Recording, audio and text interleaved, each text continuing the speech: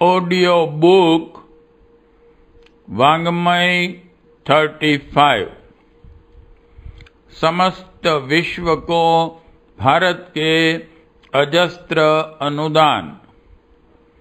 Chapter 1 part 52 देव मानव गढ़ देने वाले ये विलक्षण संस्कार। संस्कार परंपरा का पुनर्जीवन क्या है, इस संबंध में जानना हो तो यही कहा जा सकता है कि धर्मतंत्र से लोक शिक्षण प्रक्रिया के अंतर्गत 16 संस्कारों में से कतिपय युगानुकूल व्यावहारिक तथा देश काल हर दृष्टि से उपयोगी विधानों को जन जन तक पहुंचा देना, यही वह प्रक्रिया है जिसके द्वारा देव मानव बनाए और विकसित किए जा सकते हैं। इसलिए गायत्री यज्ञ के माध्यम से वेदों, गुह्य सूत्रों आदि के प्रेरणादायी मंत्रों के साथ आज इन्हें स्थान स्थान पर संपन्न होते देखा जा सकता है। यह विशुद्धतः एक व्यापक स्तर की लोक क्रांति है, जिसे अब बढ़े चढ़े रूप में संस्कार महोत्सवों के माध्यम से पूरे विश्व में संपन्न होते देखा जा सकेगा। पिछले अध्याय में बाल्यकाल तक के तथा उसके बाद के विद्यारंभ संस्कार की चर्चा हो चुकी। मुंडन यानी कि चूड़ा कर्म संस्कार, यज्ञोपवीत, विवाह, अंत्येष्टि तथा मरणोत्तर श्राद्ध संस्कार की चर्चा इस प्रसंग में यहाँ करेंगे। वानप्रस्थ संस्कार के प्रकरण को प्रव्रज्या तथा वानप्रस्थाश्रम के पुनर्जीवन प्रसंग के साथ विस्तार से इसी अंक में दिया जा रहा है। गुरु दीक्षा, गुरु वरण प्रसंग को साधना पद्धतियों के विवेचन के साथ आगामी माह परिजन पढ़ सकेंगे। मुंडन यानी कि चूड़ा कर्म संस्कार। मुंडन संस्कार के साथ शिखा की तथा यज्ञोपवीत उपनयन के साथ सूत्र की स्थापना को भारतीय संस्कृति का हिंदुत्व का आधार माना जाता है। जहाँ शिखा संस्कृति की गौरव पताका की प्रतीक है, वहाँ सूत्र विशिष्ट संकल्पों व व्रतों का प्रतीक है। दोनों ही संस्कार बड़े महत्वपूर्ण व शिक्षा प्रेरणा से भरे हुए हैं। चूड़ा कर्म इंटू ब्रैकेट मुंडन संस्कार। मुंडन संस्कार जन्म के पश्चात प्रथम वर्ष के अंत अथवा तृतीय वर्ष की समाप्ति के पूर्व संपन्न होता है। पुरातन काल से ही ऋषियों की यह मान्यता है कि मनुष्य न जाने कितनी योनियों में भटकता हुआ पाशविक संस्कार, विचार, मनोभाव धारण करता हुआ मानव योनि को प्राप्त होता है। इन अनुपयुक्त अवांछनीय संस्कारों का निष्कासन बालक के सही मानसिक विकास हेतु अनिवार्य है। नर पशु, नर कीटक से नर मानव, देव मानव में परिवर्तन हेतु यह प्रतीक संस्कार संपन्न किया जाता है। मुंडन सदैव किसी तीर्थ स्थान या देव स्थल पर किया जाता है, ताकि सिर से उतारे गए बालों के साथ निकले कुसंस्कारों का तीर्थ चेतना द्वारा शमन हो सके तथा सुसंस्कारों की स्थापना हो सके। आश्वलायन गुह्य सूत्र के अनुसार चूड़ाकरण से दीर्घ आयु प्राप्त होती है। बालक सुंदर तथा कल्याणकारी कार्यों की ओर प्रवृत्त होने वाला बनता है। तेन ते आयुषे वपामि सुश्लोकाय स्वस्तये आगृसु 1/17/12। आयुर्वेद के आचार्य चरक के अनुसार केश, श्मश्रु यानी कि दाढ़ी, मूछ तथा नखों के काटने तथा प्रसाधन से पौष्टिकता, बल, आयुष्य, सुचिता व सौंदर्य की प्राप्ति होती है। अतः यह संस्कार अवश्य कराना चाहिए व आगे समय समय पर केश कर्तन कराते रहना चाहिए। शिखा की स्थापना इस संस्कार का महत्वपूर्ण अंग है। मुंडन व शिखा स्थापन संस्कार अलग अलग न होकर एक साथ भी होते हैं। शिखा गायत्री की धर्म ध्वजा की प्रतीक हैं, अर्थात बालक आजीवन प्रज्ञा विवेक के अधीन रहकर कार्य करें। प्राचीन काल में जब लोग कोई प्रतिज्ञा करते थे तो शिखा को स्पर्श करके करते थे।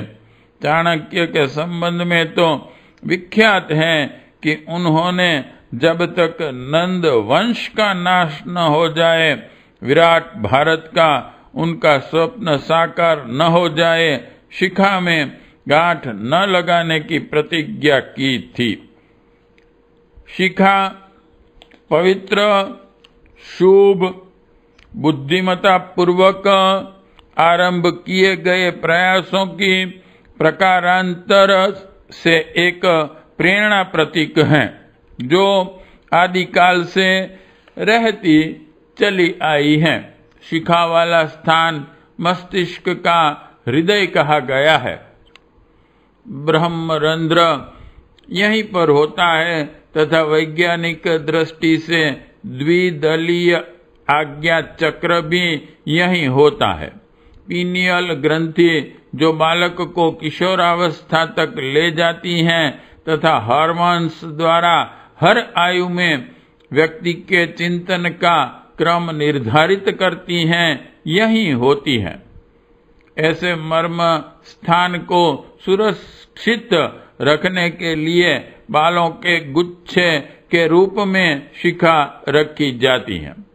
परोक्ष चेतना से ब्रह्मांडीय ऊर्जा से संबंध स्थापित करने के लिए साधक इसी स्थान से विचार संप्रेषण करते हैं। इस तरह शिखा स्थापन हर दृष्टि से एक विज्ञान सम्मत व शारीरिक मानसिक के लिए अनिवार्य क्रम है। शिखा स्थान पर बालों का गुच्छा व्यक्ति की कामुक भावनाओं पर नियंत्रण करने में मदद करता है तथा मनोबल बढ़ाता है।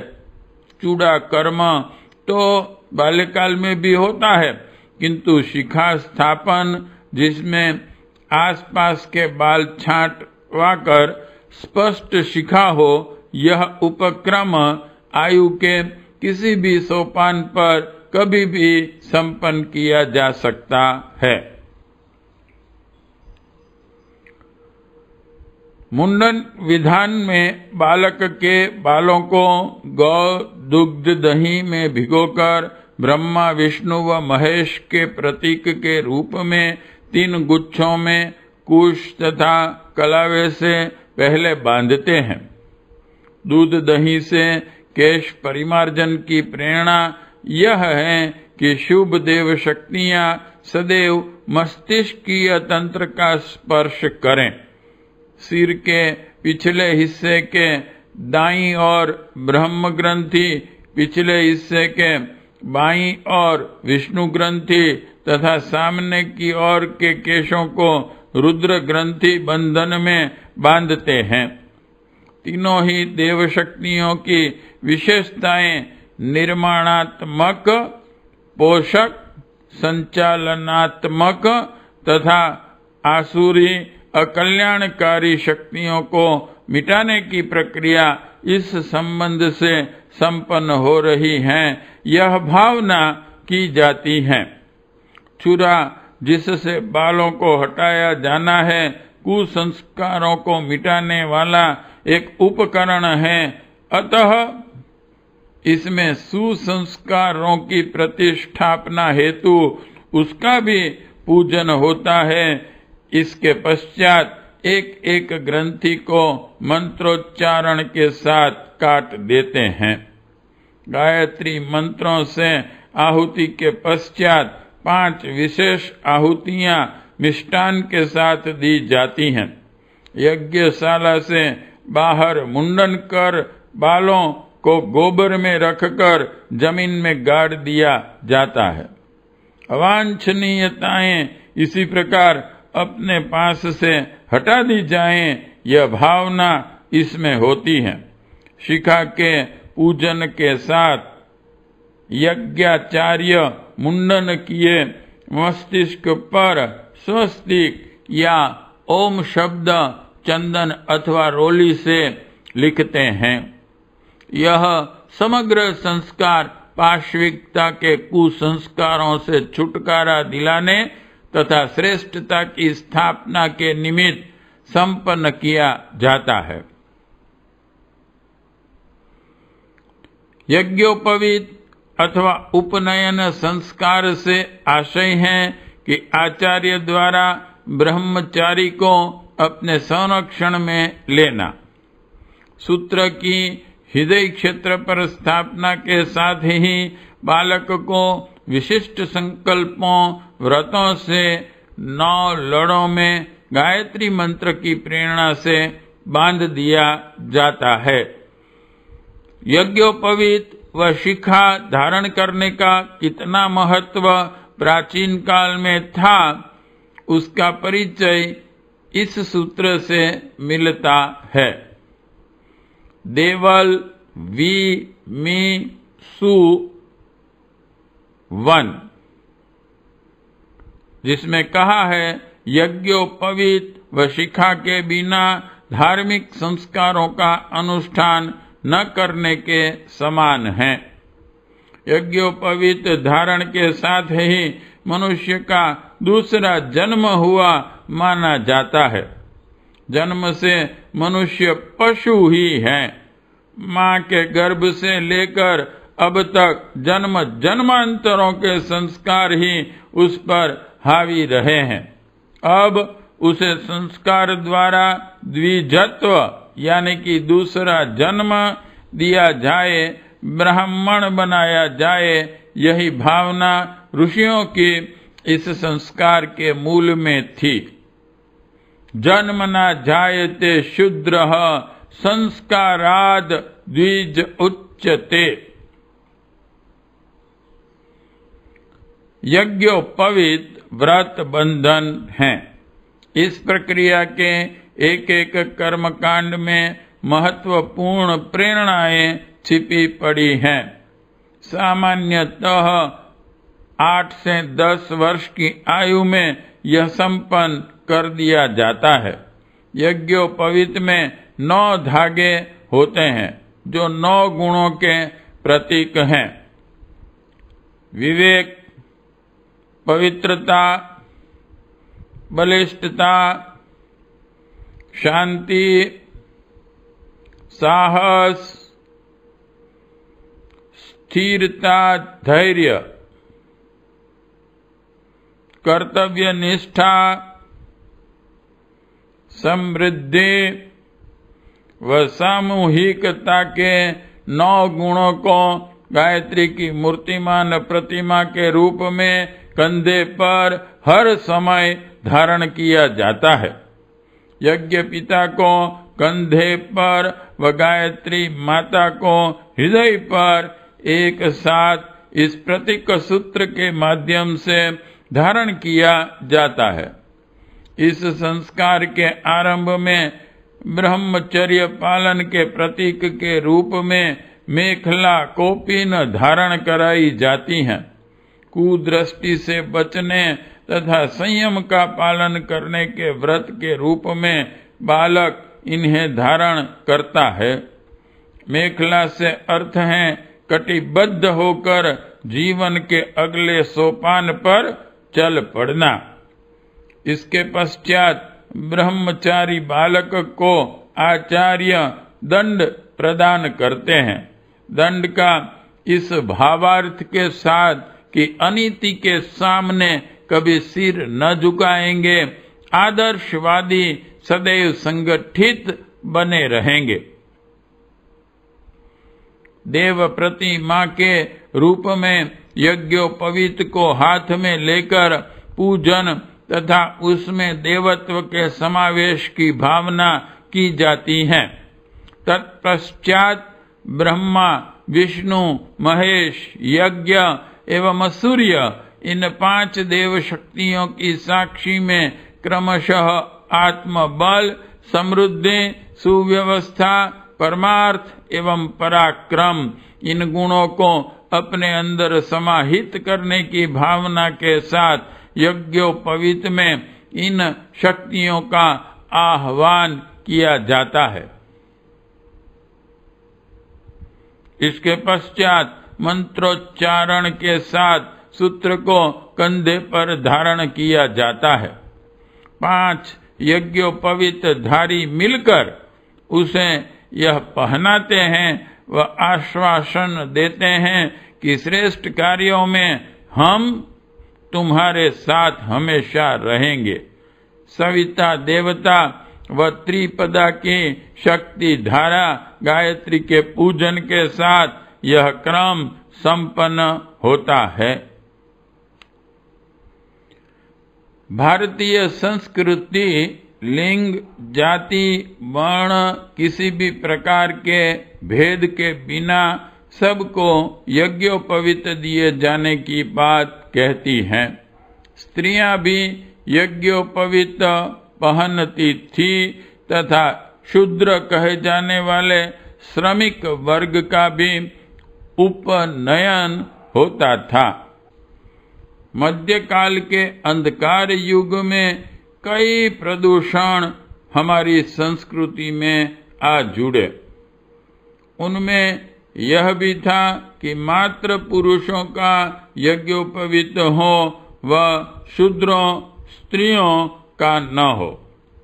परम पूज्य गुरुदेव ने मानव मात्र के लिए यज्ञोपवीत का प्रावधान कर जाति भेद के नाम पर जो कलंक था उसे मिटाया।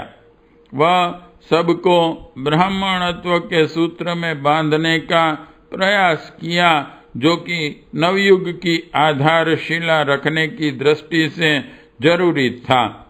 युग ऋषि ही ऐसा कर पाते हैं। विवाह संस्कार। विवाह संस्कार 2 आत्माओं की पवित्र बंधन प्रक्रिया है। अथर्व वेद कहता है, समाने योक्त्रे सह वो युनज्मि। प्रेम की अदृश्य डोरी में बंधे एक दूजे में जूते 2 बैलों से वरवधु की उक्ति दी गई है। इसमें 2 प्राणी अपना पृथक अस्तित्व समाप्त कर एक सम्मिलित इकाई बनकर एक परिवार संस्था की नींव डालते हैं। वासना का दाम्पत्य जीवन में तुच्छ व गौण स्थान है। प्रधानता तो 2 आत्माओं के मिलने से उत्पन्न उस महत्ती शक्ति का निर्माण करना है जो दोनों आत्माओं के लौकिक व पारलौकिक जीवन के विकास में सहायक सिद्ध हो सके। आज के विवाह कामज विवाह है, वासना प्रधान है। सुंदरता, असुंदरता, वेश, विन्यास धन, समृद्धि, यही कसौटी चयन की रह गई है। कहीं भी संस्कारों का प्राधान्य नहीं है। विवाह के साथ जुड़ी तड़क भड़क, अपव्यय का प्रदर्शन, दहेज, बारात आदि की विकृतियों ने समाज में आज एक ऐसा संकट पैदा कर दिया है जिससे सदगृहस्थ निर्माण का तंत्र ही समाप्त हो गया। जो पवित्र बंधन यज्ञाग्नि की साक्षी में सबके समक्ष प्रतिज्ञा की घोषणा के साथ संपन्न होता था, उसका विकृत रूप ही चारों ओर दिखाई देता है। मूल प्राण कहीं चला गया, कलेवर नाना रूपों में, थोड़े रूपों में सामने विद्यमान है। वासना के बंधन से जुड़े, धन के सौदे से जुड़े नर नारी से कैसे आशा की जाए कि सुसंतति पैदा होगी। विवाह संस्कार सारे समाज के एक सुव्यवस्थित तंत्र का मेरुदंड है। परम पूज्य गुरुदेव ने इसमें समाई विकृतियों का निवारण कर आदर्श विवाहों का प्रचलन कर परिवार निर्माण के क्षेत्र में जो प्रक्रिया आरंभ की, उसकी कोई सानी शताब्दी में नहीं है। विवाह यज्ञाग्नि की साक्षी में दो आत्माओं की एक प्रकार से बैंडिंग प्रक्रिया है। वर सत्कार से लेकर नैवेद्य, मधुपर्क एवं विवाह की घोषणा, मंगलाचरण से लेकर कन्यादान, वर द्वारा मर्यादा स्वीकार किया जाना, पाणी ग्रहण, ग्रंथि बंधन तथा वर वधू की प्रतिज्ञाएं, विशेषाहुति के साथ यज्ञ के बाद शिलारोहण, लाजा होम एवं अग्नि की परिक्रमा, सप्तपदी, आश्वासना तथा अंत में सिंदूर दान से लेकर अभिषेक सिंचन, यह सभी कर्मकांड महत्वपूर्ण प्रेरणा व शिक्षण से भरे पड़े हैं। ये सभी उपक्रम दाम्पत्य जीवन को घनिष्ठ आत्मीयता के सूत्र में बांधने वाले, उपार्जन आदि भौतिक आवश्यकताओं का कर्तव्य बोध कराने वाले तथा उठने वाली समस्याओं के निराकरण का प्रशिक्षण देने वाले हैं। जब यह उपक्रम चलता था तब दाम्पत्य जीवन में वस्तुतः प्यार व आत्मीयता का भाव, संवेदना से भरा जीवन जिया जाता था। आज की तरह विग्रह, कलह, तलाक जैसी स्थितियां नहीं आती थी। ऐसे दंपतियों के बच्चे भी प्रतिभा संपन्न होते थे। आज विवाह संस्था का विकृत रूप सामने है और इसी कारण आस्था संकट की विपत्ति आ खड़ी हुई है। विवाहों को आध्यात्मिक धार्मिक परिवेश देने हेतु ही विचार क्रांति अभियान शांति कुंज द्वारा आदर्श विवाहों की एक लंबी श्रृंखला चलाई जा रही है व सदगृहस्थों के निर्माण का तंत्र सशक्त बनाया जा रहा है। विवाह के समान ही महत्वपूर्ण विवाह दिवस संस्कार हैं। वेडिंग एनिवर्सरी के नाम पर एक उपहार व कार्ड देने की प्रथा तक यह सीमित होकर रह गया है, जबकि प्रति वर्ष एक छोटा उत्सव समारोह द्वारा उस कर्तव्य बोध को जगाने की प्रक्रिया संपन्न की जानी चाहिए जिसकी प्रतिज्ञा विवाह के समय ली गई थी। यह लाइसेंस के नवीनीकरण की प्रक्रिया के समान है। यदि यह भावनात्मक वातावरण में आध्यात्मिक संस्कार के रूप में उपस्थित इष्ट मित्रों के साथ मनाया जाए तो अनेकों को वैसा जीवन जीने की प्रेरणा मिल सकती है। विवाह दिवस विवाह संस्कार के संक्षिप्त संस्करण के रूप में ही मनाया जाता है। षट कर्म के पश्चात संकल्प घोषणा, देव पूजन आदि के बाद ग्रंथि बंधन, पाणी ग्रहण व वर वधू की प्रतिज्ञाएं, सप्तपदी तथा आश्वासना यह उपक्रम व्याख्या के साथ संपन्न होता है। दीप यज्ञ के पश्चात पति पत्नी एक एक दीपक हाथ में लेकर संज्ञान सूक्त उच्चारण के साथ दोनों ज्योति मिलाकर एक कर भाव यह करते हैं कि इसी तरह हमारा व्यक्तित्व एक रहेगा। शरीर का अवसान होने पर भी देव संस्कृति यज्ञीय आदर्शों के अनुरूप जीवन की समाप्ति यज्ञ के साथ करने की प्रेरणा देती है। मरण होने पर अंत्येष्टि संस्कार षोडश संस्कार में अंतिम संस्कार माना गया है। स्वजनों के शोक को यज्ञायोजन की व्यवस्था में मोड़कर संस्कार संबंधी प्रेरणाओं द्वारा जीवन दर्शन समझाना भारतीय संस्कृति की ही विशेषता है।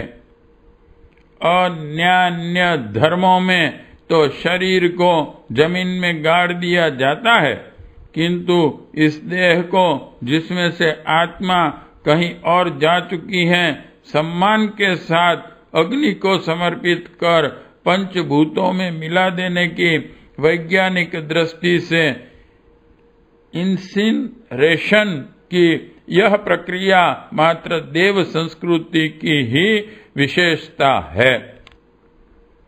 मात्र लकीर पीटने तक न सीमित रहकर इस संस्कार को यदि विधि पूर्वक किया जाए तो इससे मृतात्मा को तो सद्गति मिलती ही है, भावनात्मक वातावरण ऐसा बनता है जिससे अन्यों को श्रेष्ठ जीवन के आदर्शों को जीवन में उतारने की प्रेरणा भी मिलती है।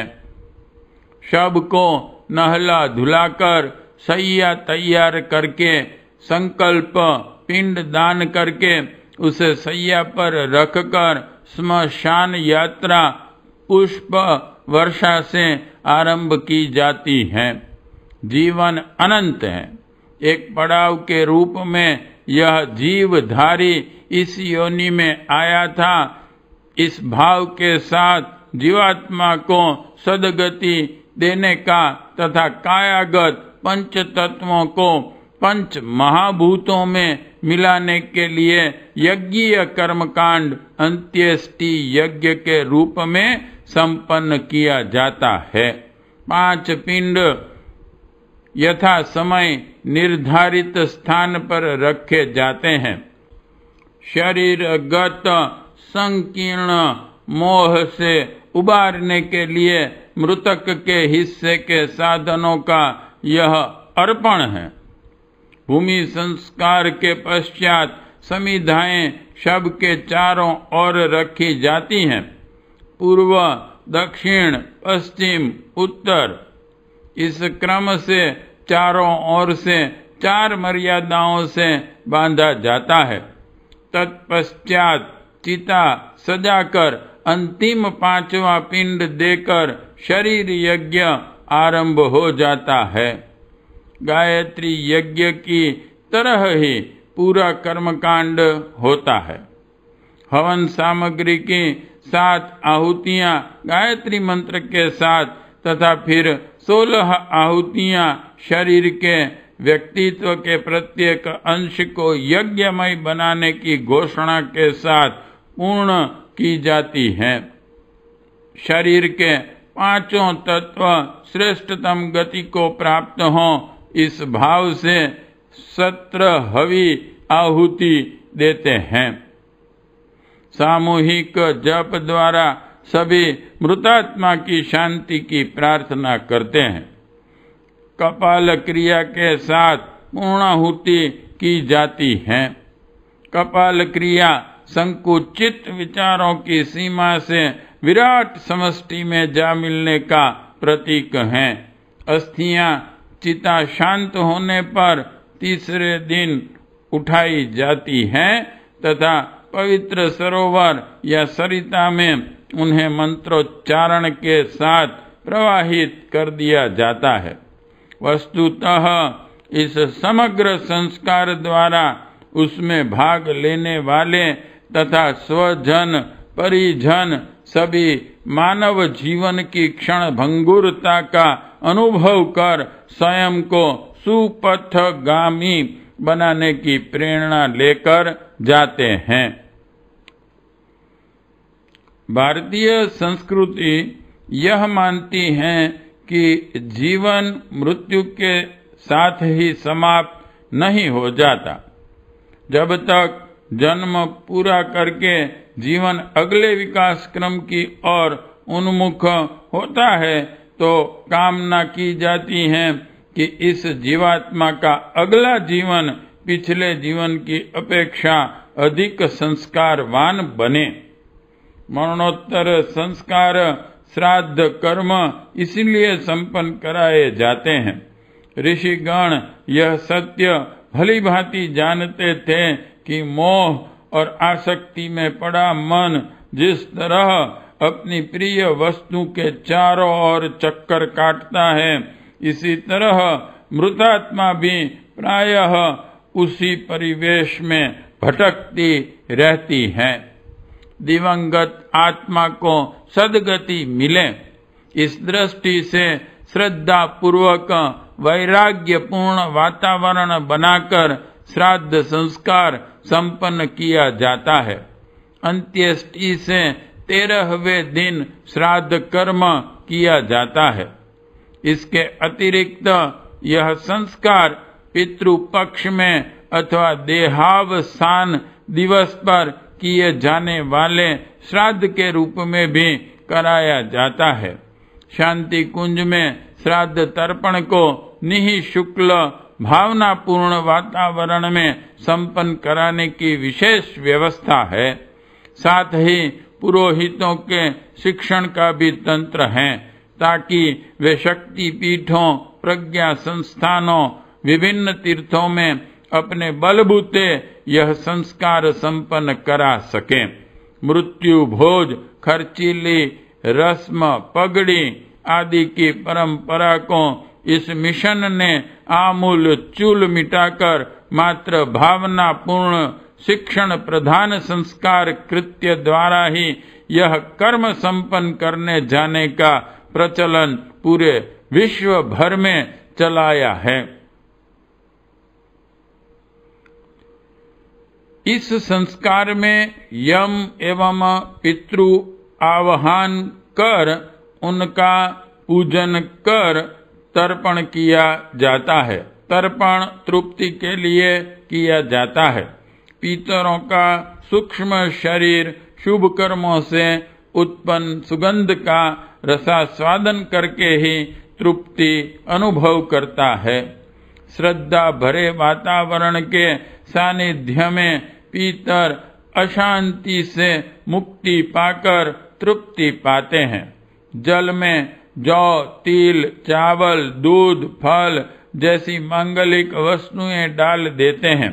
कुशाओं के सहारे जौ की छोटी सी अंजलि मंत्रोच्चार पूर्वक डालने मात्र से पीतरों की तृप्ति हो जाती है। पूरे कर्मकांड में पीतरों दिवंगत आत्माओं के उपकारों का स्मरण कर उनके सद्गुणों के प्रति श्रद्धा व्यक्त की जाती है। श्रद्धा जितनी प्रबल होगी, पितरों के अनुदान भी हमें उतना ही मिलेंगे। देव ऋषि, देव मानव, देव पितृ, यम, मनुष्य तथा अंत में भीष्म तर्पण भीष्म जैसे परमार्थ परायण के प्रति श्रद्धा के भाव से किया जाता है। इसके पश्चात पंच यज्ञ संपन्न करते हैं। ये हैं पितृ यज्ञ पिंडदान द्वारा, भूत यज्ञ पंचबलि द्वारा, मनुष्य यज्ञ दान आदि का संकल्प, देव यज्ञ सत्प्रवृत्ति संवर्धन हेतु देव दक्षिणा तथा ब्रह्म यज्ञ गायत्री विनियोग इस क्रम से करके पिंड विसर्जन, पितृ विसर्जन व देव विसर्जन के साथ प्रक्रिया का समापन होता है। एक अंतिम महत्वपूर्ण संस्कार आत्मबोध के लिए वर्ष में एक बार मनाया जाने वाला जन्मदिन संस्कार है। मोमबत्तियां जलाकर उन्हें बुझाकर केक काटना व एक महंगे प्रतिभोज में अपनी संपन्नता का प्रदर्शन करना आज यह पाश्चात्य स्वरूप उसका रह गया है। किंतु यदि देव संस्कृति के विधान के अनुरूप यह मनाया जा सके तो मानव जीवन की गरिमा का बोध कराने वाला इससे श्रेष्ठ पर्व व दिवस और कोई नहीं है। संस्कार परंपराओं में पूज्य वर द्वारा जोड़ा गया यह विशिष्ट संस्कार इस भावना से मनाया जाता है कि हर आत्मा में महानता को प्राप्त होने की अनंत संभावनाएं विद्यमान हैं। यदि इस दिन आत्म चेतना को झकझोरा जा सके तो व्यक्ति महानता के पथ पर आरूढ़ हो सकता है। पंच तत्व पूजन के पश्चात जितने वर्ष की आयु है उतने अथवा 5 दीपक प्रज्वलित कर दीपक की तरह तिल तिल कर आदर्शों के लिए जलने की प्रेरणा ग्रहण की जाती है।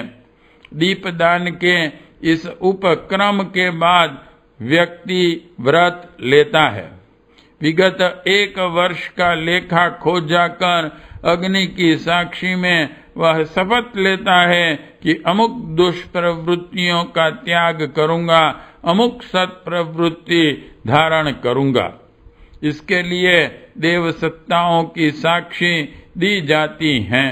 तत्पश्चात महामृत्युंजय मंत्र की 5 आहुति के पश्चात सभी पुष्प वर्षा द्वारा अपना आशीष उस व्यक्ति को देते हैं।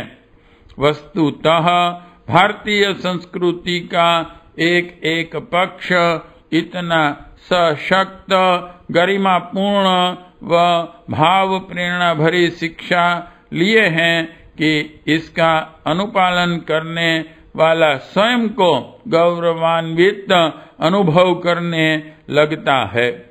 यदि यह 16 संस्कारों का क्रम अगले दिनों सारे विश्व, सभी संप्रदायों, सभी वर्गों में प्रचलित हो उठे तो किसी को आश्चर्य नहीं करना चाहिए। इतनी महान आध्यात्मिक विरासत है यह हमारी। पार्ट 52 समाप्त।